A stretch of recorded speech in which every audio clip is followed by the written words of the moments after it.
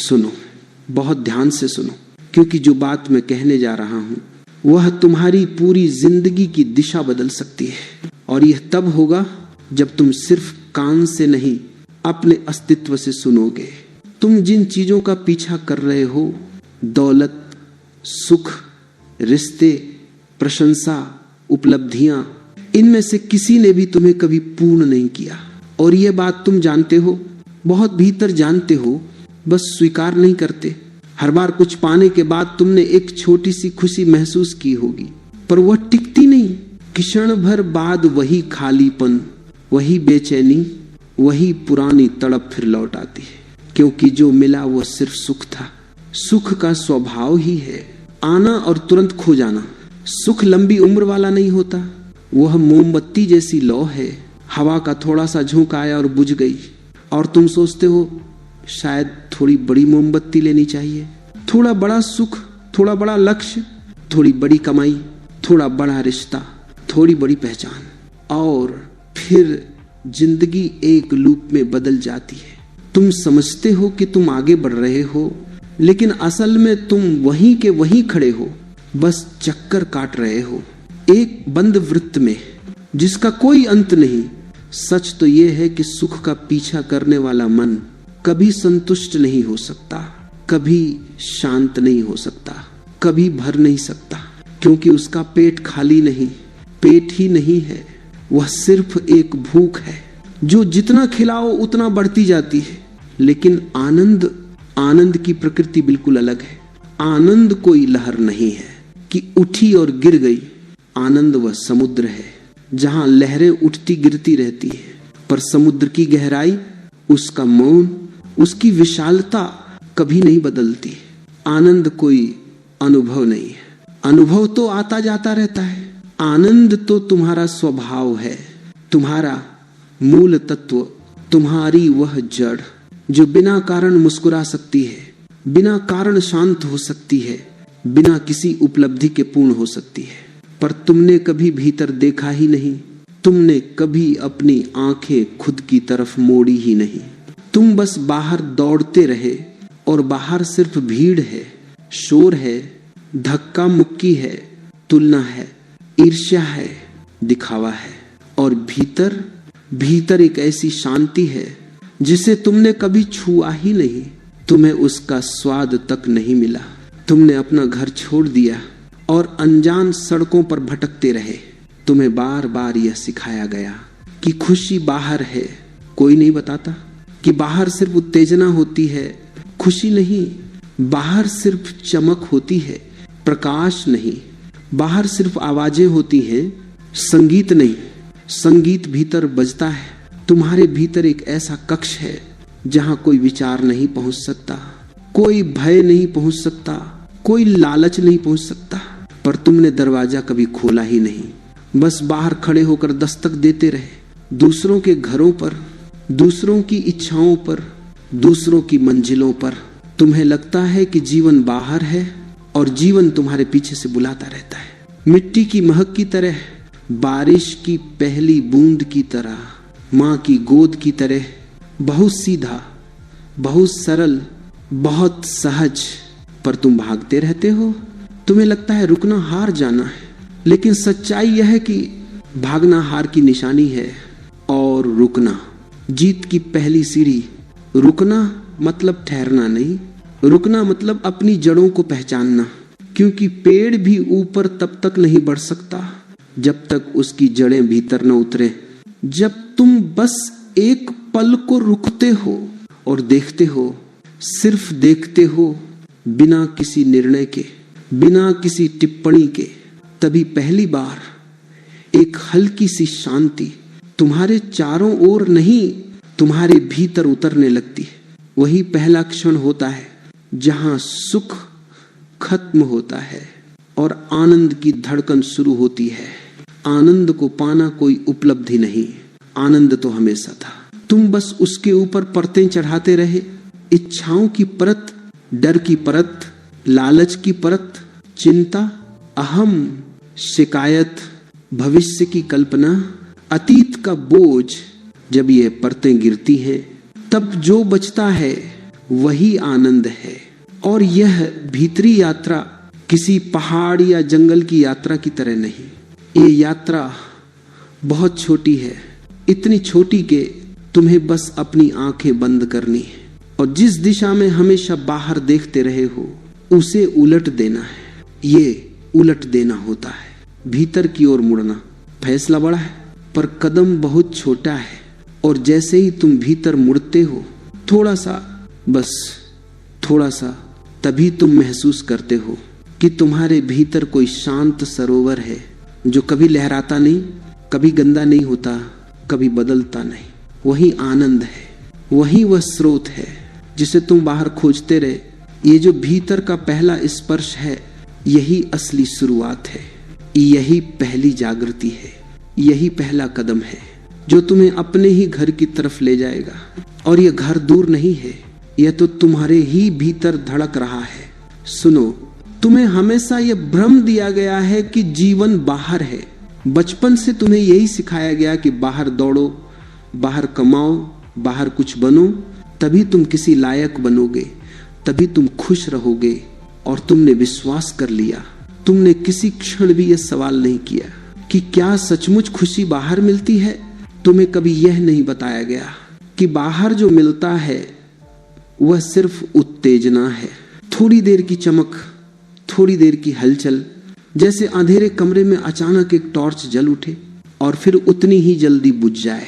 बाहर की हर चीज बदलती है, लोग बदलते हैं, मौसम बदलते हैं, रिश्ते बदलते हैं, शरीर बदलता है, परिस्थितियां बदलती हैं।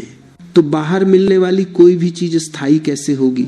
तुम बाहर जो भी पकड़ते हो वह तुम्हारी मुट्ठी से रेत की तरह फिसल जाता है। फिर तुम दूसरी मुट्ठी भर लेते हो, फिर तीसरी, फिर चौथी, और धीरे धीरे पूरी जिंदगी बीत जाती है। पर मुट्ठी कभी सच में भरती नहीं, क्योंकि तुम गलत दिशा में खोज रहे हो। और गलत दिशा में खोजने से सही चीज भी नहीं मिल सकती। आनंद बाहर नहीं है, वह कभी बाहर था ही नहीं। वह तो हमेशा भीतर था, तुम्हारे सबसे पास, तुम्हारी सांसों में, तुम्हारी धड़कनों में, तुम्हारी शांति में। पर तुम कभी भीतर गए ही नहीं। तुम भीतर से हर वक्त भागते रहे, कभी काम की आड़ में, कभी रिश्तों की आड़ में, कभी सपनों की आड़ में, कभी व्यस्तता की आड़ में। सच तो यह है कि आदमी भीतर इसलिए नहीं जाता क्योंकि भीतर मौन है और मन को मौन से डर लगता है। मन को शोर पसंद है, भागदौड़ पसंद है, क्योंकि यही शोर मन को जीवित रखता है। भीतर मुड़ना कोई क्रिया नहीं है, ये बस एक दिशा बदलना है। अब तक तुमने चेतना की आंखें बाहर की ओर रखी, अब उन्हें थोड़ा सा भीतर मुड़ना है। बस यही भीतर की यात्रा का पहला कदम है। तुम सोचते हो भीतर जाना मुश्किल होगा, लेकिन जो मुश्किल लगता है वह सिर्फ इसलिए क्योंकि तुमने अभी तक कोशिश नहीं की। भीतर जाना सबसे आसान है क्योंकि भीतर वही है जो तुम हमेशा से हो, जिसे पाने के लिए नया कुछ नहीं करना पड़ता। बस एक क्षण अपने भीतर उतरो, जैसे कोई शांत झील में उतरता है और पानी धीरे धीरे उसकी त्वचा को छूता है। पहले ठंडक महसूस होती है, फिर धीरे धीरे वही ठंडक एक अजीब सी शांति बन जाती है। जब तुम थोड़ा सा भीतर जाते हो तुम महसूस करते हो कि वहां कोई हलचल नहीं है, ना कोई भीड़, न कोई आवाज, न कोई मांग, न कोई भय। तुम्हारे भीतर एक ऐसा स्थान है जहां हमेशा सुबह है, जहां कभी अंधेरा नहीं होता, लेकिन तुम वहां कभी गए ही नहीं।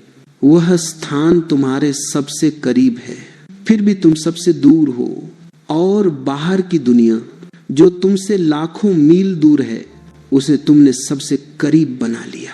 भीतर मुड़ना आंखें बंद करना नहीं है, ध्यान लगाना नहीं है, कुछ दोहराना नहीं है। भीतर मुड़ना बस एक समझ है कि मेरे प्रश्नों का उत्तर बाहर नहीं मिलेगा।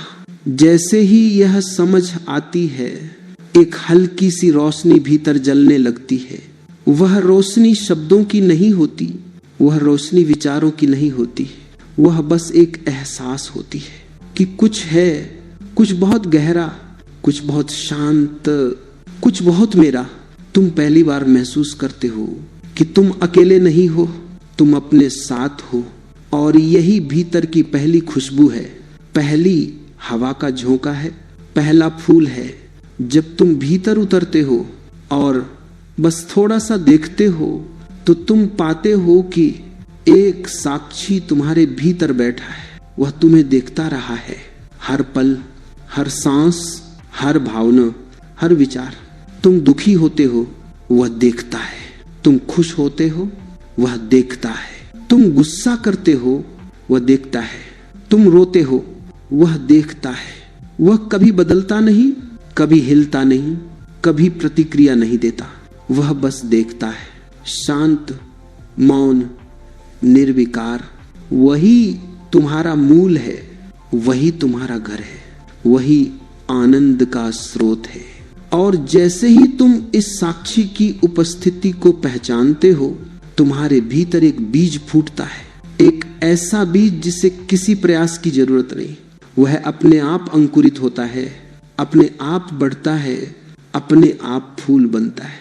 और वही आनंद का पहला फूल है। सुनो, जो कुछ तुमने अब तक जाना है वह सिर्फ बाहर का शोर था।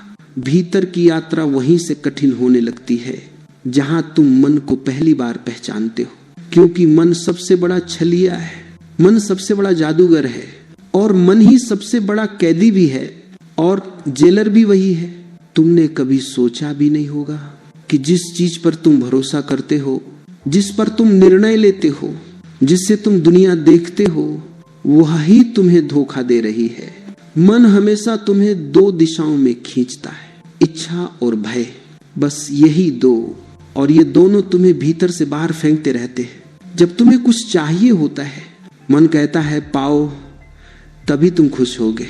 जब तुम्हें कुछ खोने का डर होता है, मन कहता है सावधान रहो, नहीं तो सब छिन जाएगा। इन दो रस्सियों के बीच तुम सारी उम्र उलझे रहते हो। न तुम पा पाते हो, न तुम छोड़ पाते हो, न तुम शांत हो पाते हो। इच्छा का जन्म कैसे होता है? बहुत सरल बात है। तुम एक पल के लिए भी खाली नहीं रह पाते और खालीपन से डरते हो। मन खालीपन देखता है और कहता है कुछ करो, कुछ पाओ, कुछ बनो। वह खालीपन तुम्हारा शत्रु नहीं था, वह तो आनंद का द्वार था। लेकिन तुमने उसे भय समझ लिया, क्योंकि मन को मौन से डर लगता है। मन चाहता है कि तुम लगातार सोचते रहो, भागते रहो, कुछ न कुछ करते रहो, क्योंकि अगर तुम शांत हो गए तो मन का अस्तित्व ही समाप्त हो जाएगा। मन को यह मंजूर नहीं, इसलिए वह इच्छाओं का खेल रचता है। एक इच्छा पूरी होती है, मन तुरंत दूसरी इच्छा पैदा करता है, दूसरी पूरी होती है, तीसरी तैयार। और इसी तरह इच्छाओं की अनंत कतार, जिसका न कोई आरंभ है न अंत। मन कहता रहता है बस इसे पालो, फिर सब ठीक हो जाएगा। और तुम मान लेते हो, क्योंकि तुमने कभी मन का चेहरा सच में देखा ही नहीं। तुमने कभी यह नहीं जाना कि मन कितना झूठा है, कितना चतुर, कितना चालाक। तुम्हें लगता है कि तुम सोच रहे हो, पर सच्चाई यह है कि तुम नहीं सोच रहे। सोच तुम्हें इस्तेमाल कर रही है, विचार तुम्हें घुमा रहे हैं, मन तुम्हें अपनी तरह नचा रहा है। तुम मन की धुन पर नाचते हो, मन के कहने पर दुखी होते हो, मन के कहने पर खुश होते हो, और तुम्हें लगता है यह सब तुम्हारा है। तुम्हें कभी पता ही नहीं चलता कि तुम मन के कठपुतली बन गए हो। और मन कुछ ऐसा करता है जिसे तुम समझ नहीं पाते, वह तुम्हें तुम्हारे ही विरुद्ध कर देता है। वह तुम्हें तुम्हारे अपने आनंद से दूर कर देता है। इच्छाएं कभी आनंद नहीं दे सकती, इच्छा का स्वभाव ही बेचैनी है। मन हमेशा कहता है कुछ कमी है, कुछ कमी है, कुछ कमी है, चाहे तुम्हारे पास सारा संसार क्यों न हो। मन ऐसा है जैसे रेगिस्तान, उसमें जितना पानी डालो वह उतना ही सूखता जाएगा, वह कभी नहीं भरता। और तुमने मन को गुरु बना लिया और उसी के पीछे चलते रहे, इसीलिए तुम आनंद से दूर होते गए। मन को दबाने की कोशिश मत करना, क्योंकि मन को दबाना मन को और शक्तिशाली कर देता है। मन को लड़कर कभी नहीं जीता जा सकता, मन को सिर्फ समझकर देखा जा सकता है। जब तुम पहली बार बिना पक्षपात के, बिना दोस्त दुश्मन बनाए, बिना किसी निर्णय के मन को देखते हो, तभी एक बड़ा चमत्कार होता है। तुम्हें पता चलता है कि मन तुम नहीं हो, वह तो बस एक यांत्रिक प्रक्रिया है, विचारों की, भावनाओं की, अतीत की परछाइयों की। तुम उससे अलग हो, उसके गवाह हो, उसके पीछे खड़े मौन हो। वह चलता रहता है, तुम देखते रहते हो। यही साक्षी भाव है, यही पहला स्वाद है मुक्ति का। जब तुम एक क्षण के लिए मन को देखते हो और कोई प्रतिक्रिया नहीं करते, न दबाते हो, न पीछा करते हो, न सहमति देते हो, न विरोध, तभी अचानक एक अंतर पैदा होता है। विचार एक तरफ, तुम दूसरी तरफ। और जब ये दूरी आती है, तभी तुम्हें पहला अनुभव मिलता है कि तुम जो सोचते थे कि सिर्फ मन हो, वह गलत था। तुम मन से बड़े हो, तुम मन से परे हो, तुम मन के देखे जाने वाले नहीं हो, तुम देखने वाले हो, गवाह हो, साक्षी हो। और जैसे ही साक्षी प्रकट होता है, मन की शक्ति टूटने लगती है। मन नहीं चाहता कि तुम उसे देखो, क्योंकि जैसे ही तुम देखते हो, मन धीरे धीरे शांत होने लगता है। वह अपनी पकड़ ढीली कर देता है, वह अब तुम्हें खींच नहीं पाता। और ये जो गवाह है, ये बहुत शांत है, बहुत सरल, बहुत निश्चिंत। इसमें कोई भय नहीं, कोई लालच नहीं, कोई तनाव नहीं। यही तुम्हारा असली स्वरूप है, वही आनंद का बीज है। इच्छाएं इसीलिए पैदा होती हैं क्योंकि तुमने इस गवाह को भुला दिया है। जब गवाह प्रकट होता है तो इच्छाओं की आग बुझने लगती है, मन धीरे धीरे शांत होने लगता है। और जहां मन शांत होता है, वहीं आनंद खिलता है। आनंद मन का अनुभव नहीं है, आनंद मन के शांत होने का अनुभव है। जैसे धूल हट जाए और दर्पण साफ हो जाए। दर्पण पहले से था, साफ पहले से था, बस धूल हटा दी गई। मन की धूल हटाने का एक ही तरीका है, उसे देखो, बस देखो। और धीरे धीरे देखना ही सबसे बड़ा ध्यान बन जाता है, देखना ही मुक्ति बन जाता है, देखना ही आनंद का द्वार है। सुनो, जब तक तुम मन को समझते नहीं, तब तक ध्यान की बात भी मत करना, क्योंकि ध्यान मन की कोई गतिविधि नहीं है। मन के जरिए ध्यान को नहीं पाया जा सकता। ध्यान वही होता है जहां मन नहीं होता। पर लोग ध्यान को भी एक काम बना लेते हैं। किसी ने बताया कि ध्यान करो, तो वे बैठ जाते हैं, आंखें बंद करते और तुरंत सोचने लगते हैं, अब ध्यान शुरू हो गया है, अब मुझे शांत होना चाहिए, अब विचार नहीं आने चाहिए। और जितना वे चाहते हैं उतने ही विचार आने लगते हैं। जितना वे प्रयास करते हैं, मन उतना ही उछलने लगता है। मन को दबाया नहीं जा सकता, मन को रोका नहीं जा सकता, मन को मारा नहीं जा सकता। और ध्यान मन को हराने की कला नहीं है, ध्यान मन को देख लेने की कला है। ध्यान कोई क्रिया नहीं है, ध्यान होना है। ध्यान तुम्हारे प्रयास से नहीं आता, तुम्हारे प्रयास के समाप्त होने से आता है। जब तुम कुछ नहीं करते तभी ध्यान घटता है, पर तुमने पूरा जीवन कुछ करने में बिताया है, इसलिए कुछ न करना तुम्हें सबसे कठिन लगता है। तुम स्थिर बैठ भी जाओ तो भीतर हजारों गतिविधियां चलती रहती हैं, यादें, इच्छाएं, डर, कल्पनाएं। कल क्या हुआ, कल क्या होगा। मन एक बाजार है जहां हर दुकान चिल्ला रही है, हर विचार अपना सामान बेच रहा है, हर भावना तुम्हारा ध्यान खींच रही है, और तुम बीच में खड़े हो, खोए हुए, भटकते हुए, ये समझ ही नहीं पा रहे कि तुम दुकानों के मालिक नहीं हो, तुम तो सिर्फ राहगीर हो। ध्यान वह क्षण है जब तुम बाजार नहीं, राहगीर को पहचान लेते हो। जब तुम देखते हो कि विचार आ रहे हैं, जैसे बादल आते हैं, जाते हैं, जैसे बादल जाते, तुम उनमें फंसते नहीं, तुम पहचानते नहीं, तुम किसी विचार को अपना नहीं कहते, तुम बस देखते हो, निर्विकार, निष्प्रेह, जैसे कोई खुले आकाश में उड़ते पक्षियों को देखे। ध्यान में कोई लक्ष्य नहीं होता।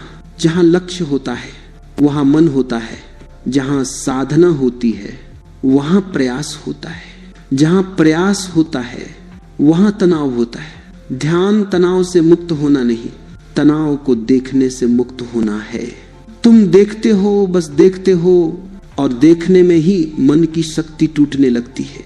मन भी थक जाता है जब उसे पता चलता है कि तुम उसके खेल में दिलचस्पी नहीं ले रहे। धीरे धीरे विचार धीमे पड़ने लगते हैं।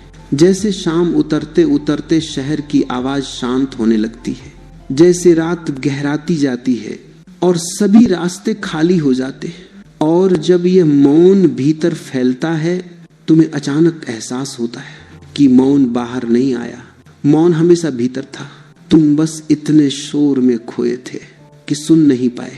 वह मौन किसी खालीपन जैसा नहीं होता।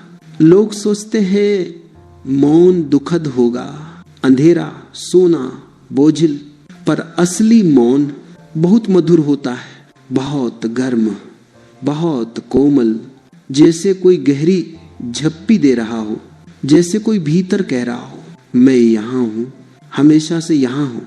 और जैसे ही तुम इस मौन को महसूस करते हो, तुम उसमें गिरने लगते हो, जैसे कोई पत्ता हवा में गिरता है, अनायास, सहजता से। ध्यान करना नहीं होता, ध्यान घटना है, घटित होता है। जब तुम प्रयास छोड़ देते हो, घटित होता है। जब तुम स्वीकार कर लेते हो कि मन अपनी गति से चलेगा और तुम बस उसके गवाह हो। जैसे ही गवाह उठता है, मन गिरने लगता है, और जब मन गिरता है तो भीतर एक ऐसी गहराई खुलती है जिसका तुम्हें कोई अंदाज नहीं था। वह गहराई किसी कुएं जैसी नहीं है, वह तो आकाश जैसी है जिसका कोई अंत नहीं, कोई सीमा नहीं। ध्यान उस आकाश में उतर जाने की कला है। वे लोग भ्रमित हैं जो कहते हैं कि वे ध्यान करते हैं। ध्यान किया नहीं जाता। ध्यान तो तब आता है जब तुम्हारे करने की शक्ति चूक जाती है, जब तुम हताश हो जाते हो, थक जाते हो और एक पल को स्थिर हो जाते हो। वही पल ध्यान का है। पर जैसे ही तुम उस पल को पहचानते हो, तुम देखोगे कि तुम अकेले नहीं हो। तुम्हारे भीतर एक प्रकाश है जो तुम्हारे नहीं अस्तित्व के है। तुम्हारे भीतर एक आंचल है जो इतना विशाल, इतना सुरक्षित है कि दुनिया की कोई आंधियां उसे छू भी नहीं सकती। वह प्रकाश, वही मौन, वही स्थिरता ध्यान है। और ध्यान तुम्हें आनंद की ओर नहीं ले जाता। ध्यान में गिरते ही आनंद स्वयं प्रकट हो जाता है। आनंद कोई परिणाम नहीं है, वह तो तुम्हारी मूल अवस्था है जो मन के हटते ही दिखाई देने लगती है। तुम्हारे जीवन में एक बहुत सूक्ष्म चीज है जिसे तुमने कभी सच में समझा ही नहीं, और वह है कृतज्ञता। तुमने इसे एक शब्द बना दिया है, एक आदत, एक औपचारिकता। कोई तुम्हें कुछ देता है तो तुम कहते हो धन्यवाद, पर यह कृतज्ञता नहीं है। यह समाज का तरीका है, सभ्यता का तरीका है। कृतज्ञता भीतर उगने वाली चीज है। वह भीतर से फूटती है, बाहर से सिखाई नहीं जा सकती। उसे सिखाया नहीं जाता, उसे महसूस किया जाता है। कृतज्ञता का अर्थ धन्यवाद नहीं है। कृतज्ञता का अर्थ है स्वीकार। जीवन जैसा है वैसा ही पूर्ण है, अभी जैसा है उसी में आनंद है। जो कुछ भी है वह अपने आप में पर्याप्त है। देखो, मन हमेशा शिकायत करता है, ये नहीं मिला, वो नहीं मिला, ये कम है, वो और होना चाहिए। मन की पूरी भाषा शिकायत पर टिकी है। मन शिकायत से ही जिंदा है। मन को हमेशा कोई कमी चाहिए ताकि वह खुद को जरूरी समझे। अगर सब पूर्ण हो जाए तो मन बेकार हो जाएगा। इसीलिए मन शिकायत पैदा करता है, और जहां शिकायत है वहां कृतज्ञता नहीं हो सकती, और जहां कृतज्ञता नहीं है वहां आनंद कभी नहीं खिल सकता। कृतज्ञता का अर्थ है कमी को नहीं, पूर्णता को देखना, अभाव को नहीं, उपहार को देखना, समस्या को नहीं, संभावना को देखना। और यह कोई सकारात्मक सोच नहीं है, यह कोई मानसिक खेल नहीं है, यह कोई मजबूरी नहीं है। यह तो जीवन का एक ऐसा फूल है जो तब खिलता है जब तुम पहली बार हाँ कहते हो जीवन को उसकी संपूर्णता में। ये हाँ बहुत गहरा है। ये हाँ कोई शब्द नहीं, एक झुकाव है, एक समर्पण है, एक खोल देना है खुद को। जब तुम कहते हो हाँ मैं स्वीकार करता हूं, तभी आनंद धीरे धीरे तुम्हारे भीतर सांस लेने लगता है। क्योंकि आनंद को शिकायत की जमीन नहीं चाहिए, आनंद को चाहिए एक खुला आकाश। और कृतज्ञता वही आकाश है जहां जीवन स्वतंत्र होकर नृत्य करता है। तुम सोचते हो कि कृतज्ञता बड़े अवसरों पर होती है, जब कुछ विशेष मिलता है, जब कोई बड़ी उपलब्धि होती है, जब कुछ अद्भुत घटता है। पर कृतज्ञता का असली स्वरूप तो बहुत साधारण है, इतना साधारण कि लोग उसे देख ही नहीं पाते। जैसे हवा जिसे तुम सांस में लेते हो, जैसे सूरज की गर्मी, जैसे पानी की बूंद, जैसे शरीर का स्वस्थ होना, जैसे एक शांत सुबह, जैसे आंखें जिनसे तुम दुनिया को देख सकते हो।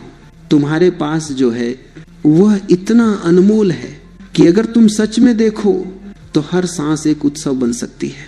पर तुमने देखने की कला ही खो दी है।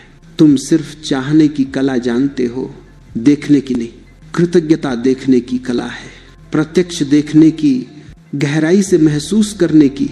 जैसे पहला प्रेम, जहां हर चीज नई लगती है, हर चीज में रोशनी होती है। जब कृतज्ञता आती है तो जीवन में कोई साधारण चीज नहीं रहती, हर चीज चमत्कार बन जाती है। एक पत्ता हवा में हिले और तुम्हें उसमें भी सौंदर्य दिखने लगता है। एक बच्चा हंसे और ऐसा लगता है जीवन ने तुम्हें छू लिया। बादल घिरे और तुम उन्हें कविता की तरह महसूस करते हो। और जब तुम ऐसे जीना शुरू करते हो तो तुम्हें पता चलता है कि आनंद कोई परिणाम नहीं, कृतज्ञता का स्वाभाविक फल है। कृतज्ञता वृक्ष है, आनंद उसका फूल है। कृतज्ञता बीज है, आनंद उसकी खुशबू है। तुम कभी आनंद को पकड़ नहीं सकते। जो पकड़ा जा सके वह सुख है, आनंद नहीं। आनंद तो भीतर तब आता है जब तुम हर चीज को स्वीकार करना सीखते हो, अपने अतीत को, अपने वर्तमान को, अपने अपूर्णताओं को, अपने दर्द को भी। हाँ, कृतज्ञता सिर्फ सुख के लिए नहीं होती, दुख के लिए भी होती है।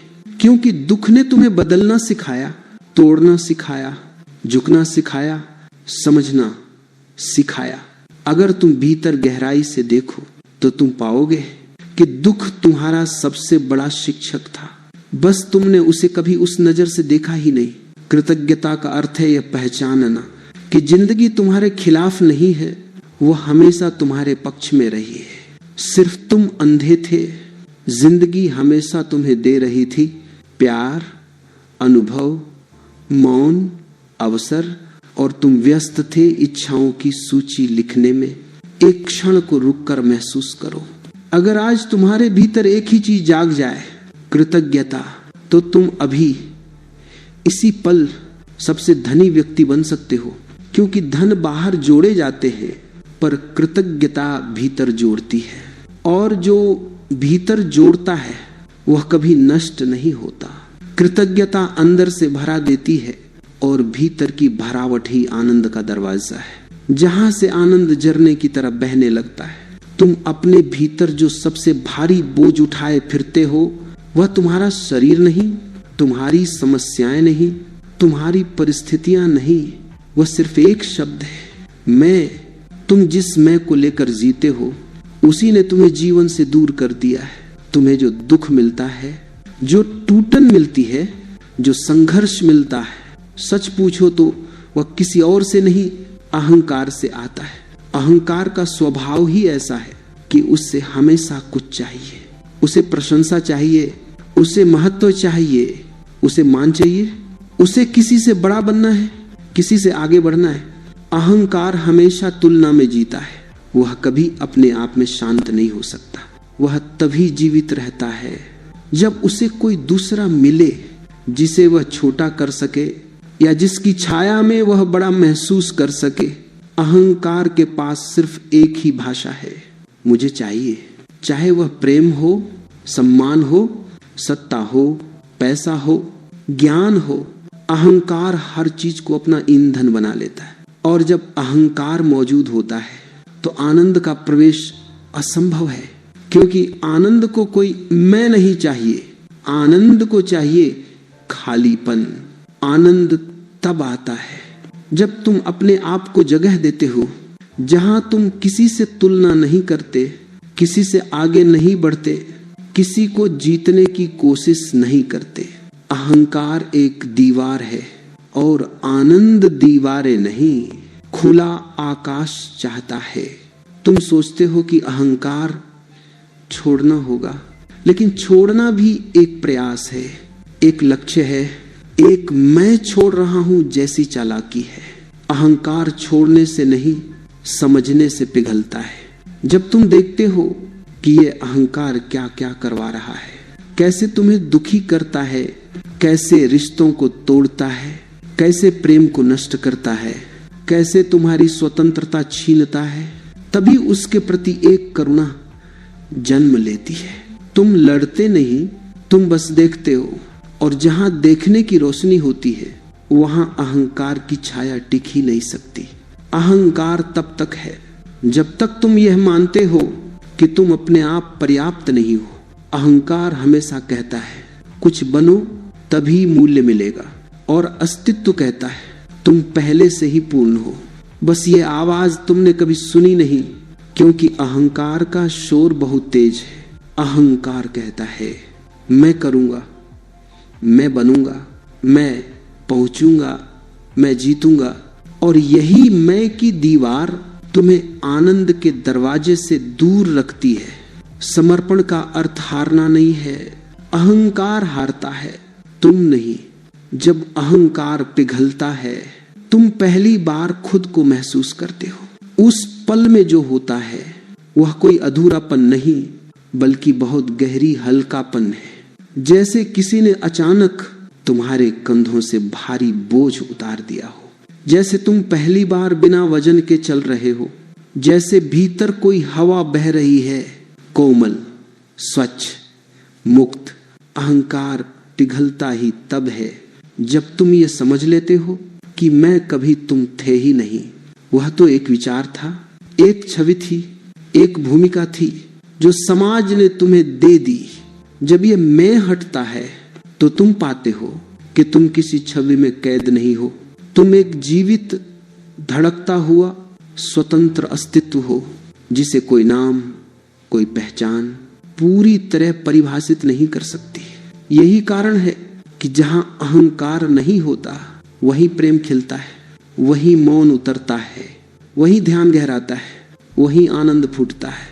आनंद किसी कारण से नहीं आता, आनंद स्वयं एक स्वभाव है। वह तब प्रकट होता है जब तुम्हारी सारी दीवारें टूट जाती हैं, सारी भूमिकाएं गिर जाती हैं, और बस तुम रह जाते हो जैसे तुम वास्तव में हो। जैसे बचपन का कोई पल जब तुम बिना कारण हंसते थे, बिना कारण खेलते थे, बिना कारण खुश हो जाते थे। वह बिना कारण आनंद तुम्हारा ही था, पर अहंकार बड़ा होने के साथ उसे ढकता चला गया। और आज अगर तुम्हें आनंद चाहिए तो तुम्हें कुछ करना नहीं, सिर्फ वह हटाना है जो तुम नहीं हो। और अहंकार सबसे पहली दीवार है जो हटती है समझने से, स्वीकार करने से, देखने से। और जब ये दीवार गिरती है तो जो पहली हवा भीतर से चलती है वह मुक्ति की होती है। उसका एक स्वाद, एक सुगंध होती है, बहुत शांत, बहुत कोमल, बहुत दिव्य। वही आनंद है, वही तुम्हारा घर है। एक क्षण ऐसा आता है जब तुम भीतर बहुत दूर तक यात्रा कर चुके होते हो, मन थोड़ा शांत, इच्छाएं धीमी, अहंकार हल्का, दिल खुला, और अचानक तुम महसूस करते हो कि जीवन वही नहीं रहा जो तुम समझते थे। पहले तुम घटनाओं में जीते थे, अब तुम उन घटनाओं के देखने वाले बनते जा रहे हो। पहले तुम परिस्थितियों में उलझ जाते थे, अब तुम उन्हें दूर से गुजरते हुए महसूस करते हो। पहले तुम हर भावना को मेरा कहते थे, अब तुम देखते हो कि भावनाएं आती हैं, थोड़ी देर रहती हैं और फिर चली जाती हैं, और तुम वही के वही रहते हो। यही जागरूकता है।